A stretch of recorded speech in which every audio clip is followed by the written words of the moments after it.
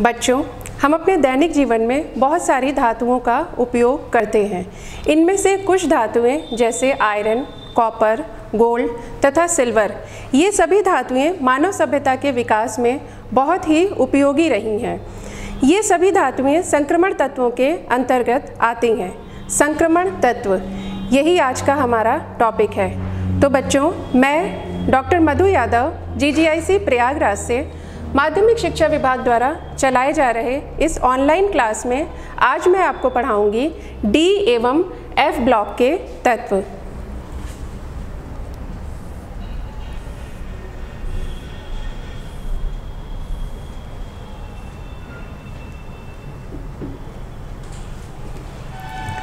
बच्चों, इस चैप्टर को पढ़ने से पहले हम ये देखेंगे कि हमें इस पाठ के किन किन बिंदुओं पर चर्चा करनी है। जो हम इसमें फर्स्ट टॉपिक पढ़ेंगे वो होगा आवर्त सारणी में D तथा F ब्लॉक तत्वों की स्थिति एवं उनका इलेक्ट्रॉनिक विन्यास। फिर हम लोग देखेंगे इलेक्ट्रोड विभव के संदर्भ में विभिन्न ऑक्सीकरण अवस्थाओं के तुलनात्मक स्थायित्व का अध्ययन।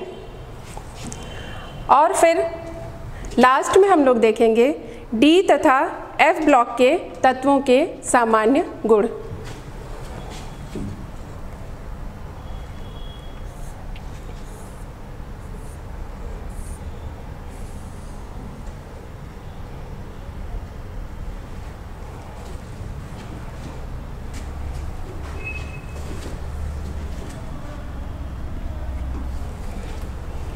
बच्चों, आप लोगों ने 11th क्लास में आवर्त सारणी को पढ़ा है, तो आप लोग जानते हैं कि D ब्लॉक को S ब्लॉक के तत्वों और P ब्लॉक के तत्वों के बीच में रखा गया है। ये D ब्लॉक के तत्व वर्ग संख्या 3 से लेकर के वर्ग संख्या 12 तक रखे गए हैं। उसी प्रकार से F ब्लॉक के तत्वों को आवर्त सारणी में नीचे की ओर स्थान मिला हुआ है। ये D ब्लॉक के तत्वों को हम संक्रमण तत्व और F ब्लॉक के तत्वों को आंतरिक संक्रमण तत्व भी कहते हैं। D ब्लॉक के तत्वों में ये जो वर्ग संख्या 12 के तत्व होते हैं, इन्हें हम लोग संक्रमण तत्व नहीं मानते हैं। इन्हें हम लोग क्यों संक्रमण तत्व नहीं मानते हैं, इसे अभी हम लोग आगे समझेंगे।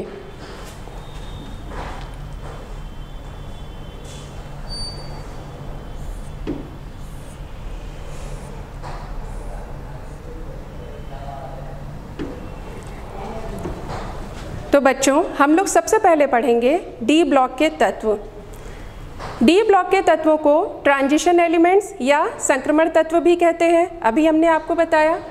तो D ब्लॉक के तत्व वे तत्व होते हैं जिनके परमाणु या किसी यौगिक में तत्व के D ऑर्बिटल्स आंशिक रूप से भरे होते हैं।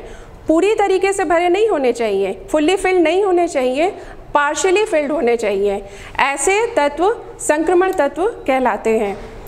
D ब्लॉक तत्वों के बाह्य कोश का इलेक्ट्रॉनिक विन्यास NS, जिसमें कि 1 से लेकर के 2 इलेक्ट्रॉन तक हो सकते हैं, और उसी प्रकार से बाहरी कक्षा से जस्ट जो पहले वाली कक्षा होती है, यानी कि पिछले कोश का जो इलेक्ट्रॉनिक विन्यास होता है वो होता है N-1 S2, N-1 P6, N-1 D, और इस D में 1 से लेकर के 10 तक के इलेक्ट्रॉन हो सकते हैं। संक्रमण तत्वों में से एक यहाँ पर उदाहरण हमने लिया है आयरन का। आयरन का परमाणु क्रमांक बच्चों आप लोग जानते हैं 26 होता है। तो जब हम इसका इलेक्ट्रॉनिक विन्यास लिखते हैं तो इसका इलेक्ट्रॉनिक विन्यास आता है 1s2, 2s2, 2p6, 3s2, 3p6, 3d6 और 4s2। अब देखिए, जैसा कि इस पॉइंट को अभी आपने पढ़ा कि बाहरी कक्षा में NS, जिसमें कि 1 या 2 इलेक्ट्रॉन हो सकते हैं। तो यहाँ देखिए बाहरी कक्षा में 2 इलेक्ट्रॉन उपस्थित हैं और जस्ट जो पिछली कक्षा है यानी कि जो थर्ड कक्षा है उसका इलेक्ट्रॉनिक विन्यास 3s2 3p6 और 3d6 है, यानी कि ये इस पूरी लाइन को फॉलो कर रहा है। इसीलिए हम आयरन को संक्रमण तत्वों की श्रेणी में रखते हैं।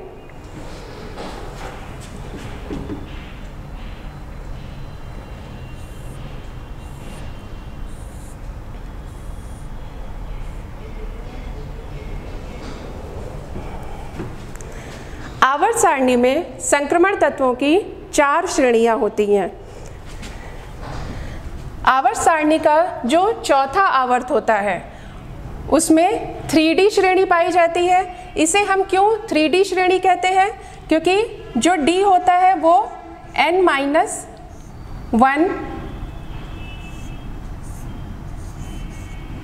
D होता है, तो चौथा आवर्त है तो ये होगा 3D श्रेणी। 5वां आवर्त है तो 4D श्रेणी, उसी तरीके से 5D श्रेणी और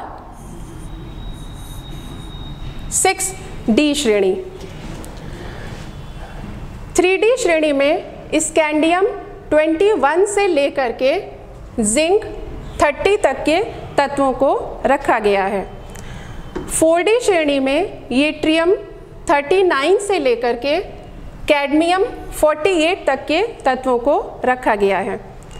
लेकिन 5D सीरीज, बच्चों यहाँ पर ध्यान दीजिएगा, 5D सीरीज में लैंथेनम 57 के बाद से हैफनियम 72 को रखा गया है।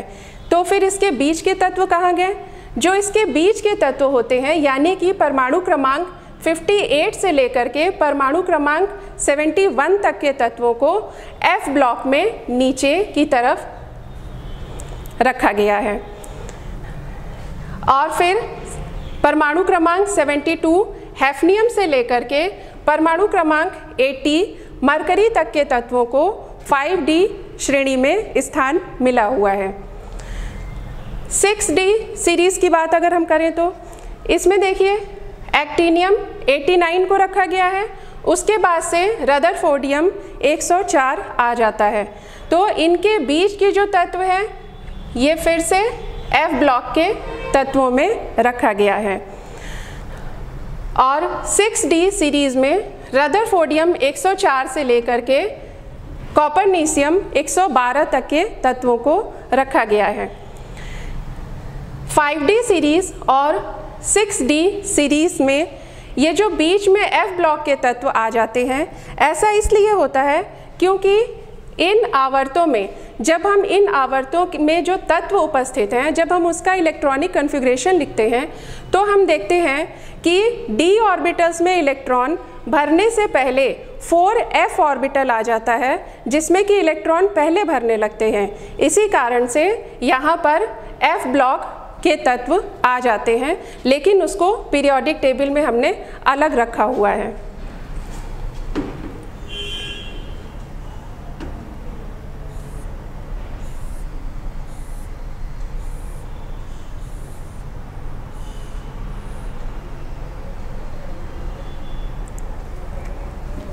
डी ब्लॉक तत्वों के इलेक्ट्रॉनिक विन्यास, ये बच्चों बहुत ही इम्पॉर्टेंट टॉपिक है। ये आपके बोर्ड एग्ज़ाम के पॉइंट ऑफ व्यू से तो इम्पॉर्टेंट है ही, ये साथ ही आपके प्रतियोगी परीक्षाओं के लिए भी बहुत ही इम्पॉर्टेंट टॉपिक है, क्योंकि इसमें से अक्सर ही मल्टीपल चॉइस टाइप के क्वेश्चन पूछे जाते हैं। तो आइए हम लोग डी ब्लॉक के तत्वों के इलेक्ट्रॉनिक विन्यास को समझने की कोशिश करते हैं। यहाँ पर हमने 3D सीरीज़ के तत्वों को लिया है। 3D सीरीज़ में देखिए सभी तत्वों के इलेक्ट्रॉनिक विन्यास लिखे हुए हैं। स्कैंडियम का आपको बताते हैं। स्कैंडियम 21 का इलेक्ट्रॉनिक कॉन्फ़िगरेशन है 1s2 2s2 2p6 3s2 3p6 3d1 और 4s2। उसी प्रकार से जब सभी तत्वों के हम इलेक्ट्रॉनिक विन्यास को देखते हैं तो हमें इसमें 1s2 से लेकर के और 3p6 तक में समानता तो दिखाई देती है, लेकिन जो इसका 3d ऑर्बिटल है उसमें 1 से लेकर के 10 तक के इलेक्ट्रॉन होते हैं। और उसी प्रकार से जो सबसे बाहरी कक्षा होती है 4s, उसमें 1 या फिर 2 इलेक्ट्रॉन होते हैं। इस 3d सीरीज़ में बच्चों यहाँ पर ध्यान दीजिएगा, 3d सीरीज़ में 2 अपवाद भी हैं, क्रोमियम और कॉपर। बच्चों आप लोग अपने 11th क्लास का परमाणु संरचना वाला चैप्टर याद करिए। जब आप उसमें इलेक्ट्रॉनिक विन्यास को पढ़ रहे थे तो वहाँ पर आप लोगों को 2 अपवाद याद कराए गए थे, कॉपर और क्रोमियम के अपवाद। क्रोमियम में देखिए, क्रोमियम का परमाणु क्रमांक 24 होता है और अफबाउ नियम से अगर हम इसका इलेक्ट्रॉनिक विन्यास लिखें तो यहाँ पर 3d4 और 4s2 आना चाहिए, 3d4 और 4s2। लेकिन इस 4s का एक इलेक्ट्रॉन जंप करके 3d में आ जाता है। ये देखिए, एक इलेक्ट्रॉन जंप करके 3d में आ जाता है। ये जंप करके क्यों आता है? क्योंकि जब ये इलेक्ट्रॉन 3d में आता है तो d का कन्फिग्रेशन d5 हो जाता है, यानी कि d5 होने पर ये हाफ फिल्ड हो जाता है।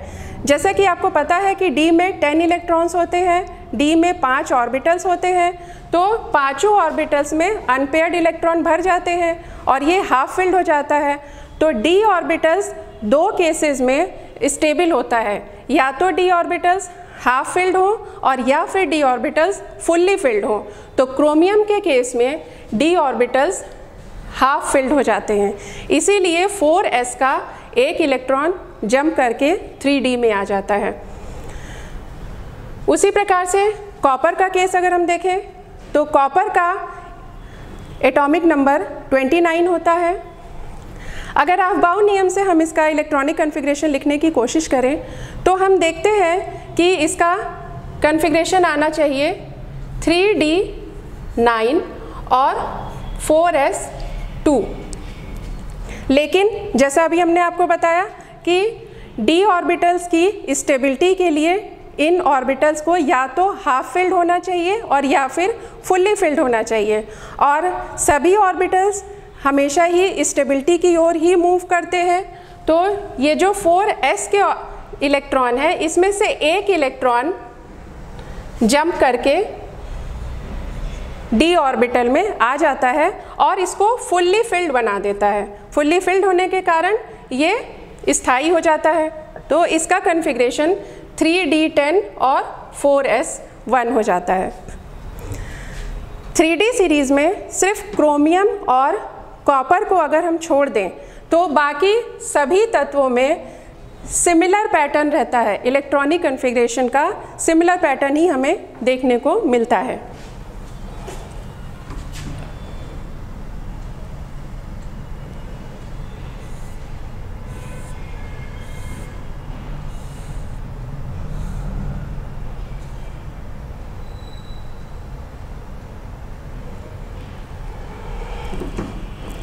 बच्चों जैसा कि अभी हमने आपको शुरू में बताया कि संक्रमण तत्वों के ग्रुप संख्या 12 के जो तत्व होते हैं उन्हें हम संक्रमण तत्व नहीं मानते हैं। तो आइए हम लोग इसको यहाँ समझेंगे कि क्यों हम इन्हें संक्रमण तत्व नहीं मानते हैं। जैसा कि आपको पता है कि संक्रमण तत्व होने के लिए d ऑर्बिटल्स को पार्शियली फिल्ड होना चाहिए। तो जिंक, कैडमियम, मरकरी और कॉपरनीशियम, इनका जो सामान्य सूत्र होता है वो होता है n-1 D10 और NS2।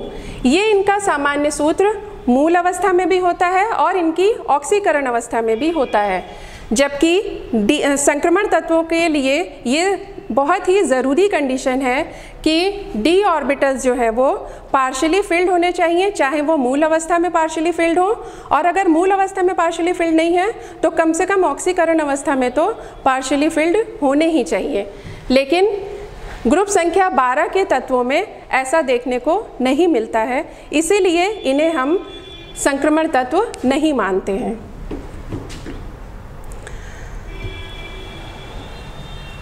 अब हम लोग पढ़ेंगे संक्रमण तत्वों के सामान्य गुण। संक्रमण तत्व, जैसा कि आप लोग जान गए हैं कि ये सभी धातुएं होती हैं, तो ये धातुओं के तो सभी गुणों को प्रदर्शित करते ही हैं, साथ में ये एक से एक या अधिक प्रारूपिक धात्विक संरचनाओं को भी प्रदर्शित करते हैं। जैसे उदाहरण के लिए हमने यहाँ पर लिया है स्कैंडियम, जो कि हेक्सागोनल क्लोज पैक स्ट्रक्चर को शो करता है, साथ ही साथ बॉडी सेंटर्ड क्यूबिक स्ट्रक्चर को भी शो करता है। उसी प्रकार से कोबाल्ट भी क्यूबिक क्लोज पैक्ड स्ट्रक्चर को शो करता है और साथ ही साथ हेक्सागोनल क्लोज पैक्ड स्ट्रक्चर को भी शो करता है। लेकिन इसके कुछ अपवाद भी हैं, जैसे कि जिंक, कैडमियम, मरकरी तथा मैग्नीज। बच्चों, ये जो अपवाद हैं इनको आप लोग खूब अच्छे से याद कर लीजिएगा।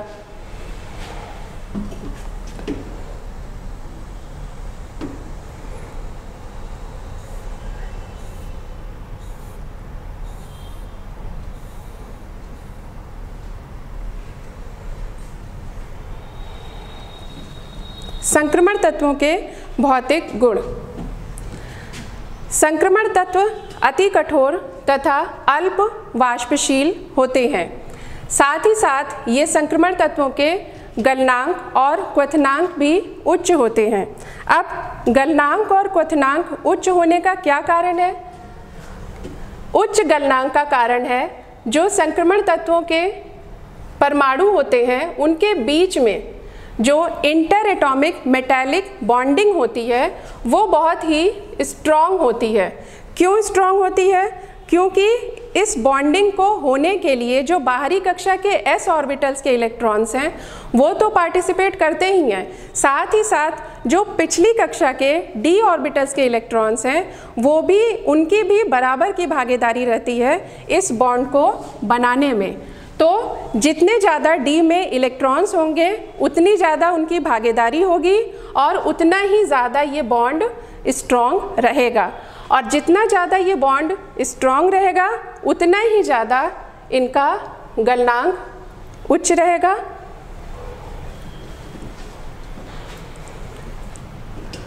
संक्रमण तत्वों के गलनांक को हम लोग ग्राफ के माध्यम से भी समझने की कोशिश करेंगे। यहाँ पर देखिए,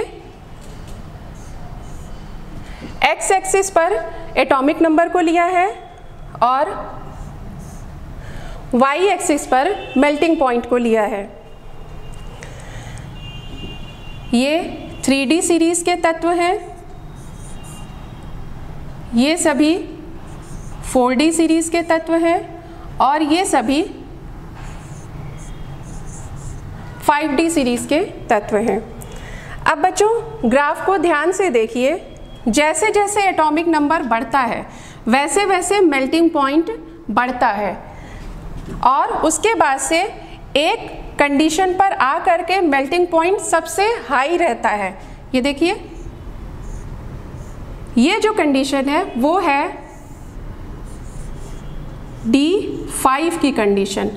मीन्स कि D में जब टोटल 5 इलेक्ट्रॉन्स रहेंगे उस समय, उस स्थिति में जो इनका मेल्टिंग पॉइंट रहेगा वो हाई रहेगा, और फिर D5 के बाद से जैसे ही D6, D7, D8, D9 ऐसे इलेक्ट्रॉन्स बढ़ते जाते हैं तो फिर जो ये मेल्टिंग पॉइंट है वो धीरे धीरे करके घटना शुरू हो जाता है। तो पहले हम लोग ये समझेंगे कि D5 पे क्यों इनका गलनांक जो है वो हाई रहता है। तो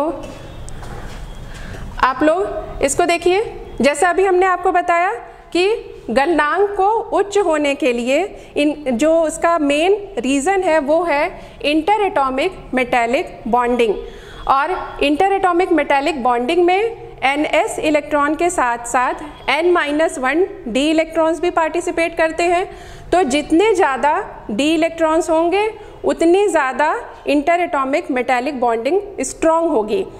लेकिन अब यहाँ पर मेरी बात को ध्यान से सुनिए, d इलेक्ट्रॉन्स ज़्यादा तो होने चाहिए लेकिन अनपेयर्ड होने चाहिए, ज़्यादा होने चाहिए लेकिन अनपेयर्ड होने चाहिए।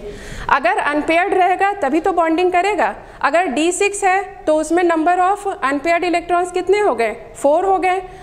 तो 4 इलेक्ट्रॉन्स हो गए तो अब क्या होगा? बॉन्डिंग थोड़ी कम होगी। D5 जो कि ज़्यादा उसमें अनपेयर्ड इलेक्ट्रॉन्स थे तो उसमें बॉन्डिंग स्ट्रॉन्ग थी। D6 में अनपेयर्ड इलेक्ट्रॉन की संख्या घटने के कारण बॉन्डिंग जो है वो कम स्ट्रॉन्ग हो जाती है। इसीलिए D5 वाले तत्वों का गलनांक ज़्यादा होता है और D6 वाले तत्वों का गलनांक इनसे थोड़ा सा कम होता है। समझ गए बच्चों?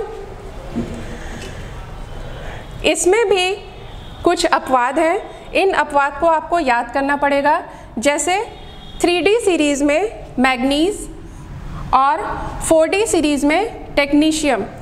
मैग्नीज को अपवाद के रूप में इसलिए रखा गया है क्योंकि मैग्नीज में पहले से ही D5 इलेक्ट्रॉन्स प्रेजेंट होते हैं।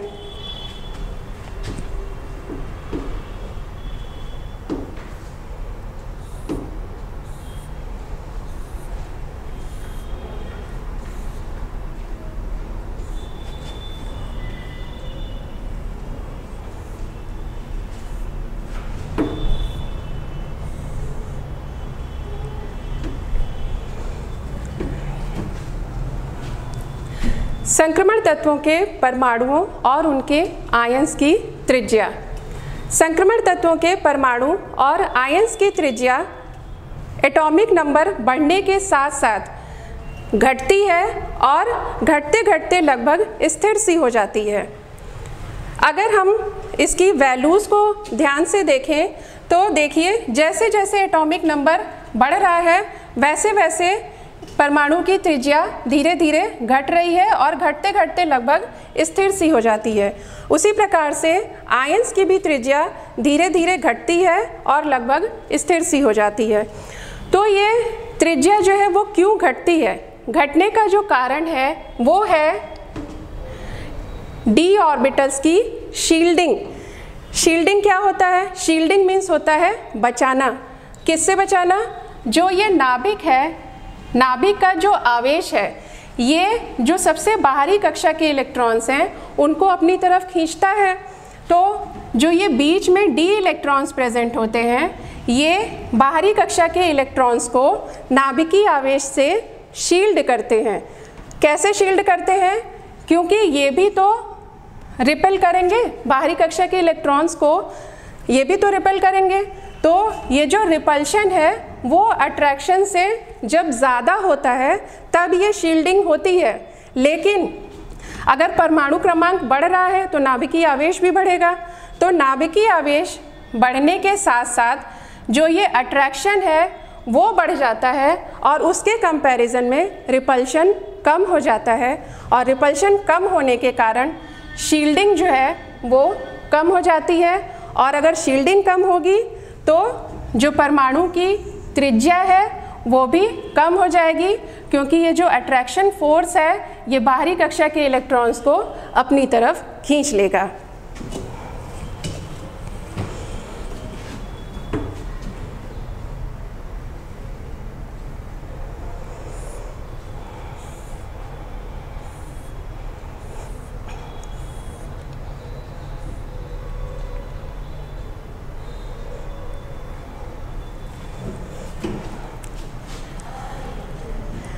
तत्वों के जब हम परमाणु त्रिज्या को देखते हैं तो हमें ये देखने को मिलता है कि 3D श्रेणी के जो तत्व होते हैं वो 3D श्रेणी के तत्वों की तुलना में 4D श्रेणी के तत्वों का आकार बड़ा होता है। लेकिन वहीं पर 5D श्रेणी के तत्वों का आकार 4D श्रेणी के तत्वों के आकार के लगभग बराबर होता है। ऐसा इसलिए होता है क्योंकि वहाँ पर हमें लैंथेनाइड कॉन्ट्रैक्शन या लैंथेनाइड संकुचन देखने को मिलता है। ये लैंथेनाइड कॉन्ट्रैक्शन बच्चों आगे अभी हम लोग समझेंगे। इस ग्राफ को देखिए, ये 3D सीरीज़ के तत्व हैं, ये 4D सीरीज़ के तत्व हैं और ये 5D सीरीज़ के तत्व हैं। तो ये देखिए 3D सीरीज़ के तत्व जैसे जैसे एटॉमिक नंबर बढ़ रहा है, त्रिज्या जो है वो घट रही है। जब हम 4D सीरीज़ में आते हैं तो 4D सीरीज़ के तत्वों का आकार बड़ा है, लेकिन पैटर्न इसमें भी वही फॉलो हो रहा है। जैसे जैसे एटॉमिक नंबर बढ़ रहा है वैसे वैसे त्रिज्या घट रही है। जब हम 5D सीरीज़ को देखते हैं तो ये देखिए, ये लाइन लगभग इस पे ओवरलैप कर रही है। तो इसका मतलब क्या हुआ कि 5D सीरीज़ और 4D सीरीज़ के तत्वों का आकार लगभग बराबर है। और ये बराबर का कारण जैसा हमने आपको बताया कि लैंथेनाइड संकुचन है।